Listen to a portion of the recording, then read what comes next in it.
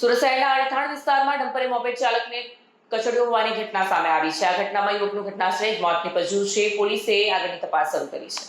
સુરત શહેરમાં ડમ્પર ચાલકો બેફામ બનતા એક અકસ્માતની દુર્ઘટના સર્જાઈ છે। અલથાણ વિસ્તારમાં એક ડમ્પરે મોપેડ ચાલકને કચડી મારતા યુવકનું ઘટનાસ્થળે કરુણ મોત નીપજ્યું છે। ઘટનાની જાણ થતાં જ અલથાણ પોલીસે કાફલો ઘટનાસ્થળે પહોંચી ગયો હતો।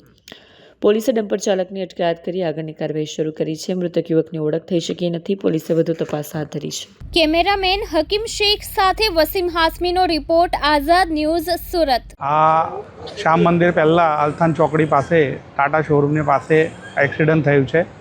પાછળથી ડમ્પરવાળાએ એને ગાડીને ઠોકી છે।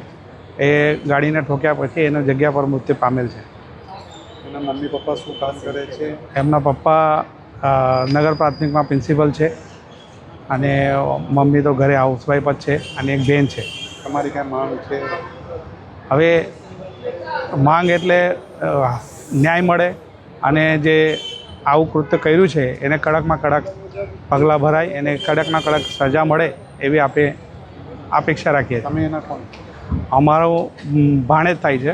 અમારા પાછળ અમારા પડોશીમાં જ રહી છે, એટલે અમારા ભાણેજ જ છે।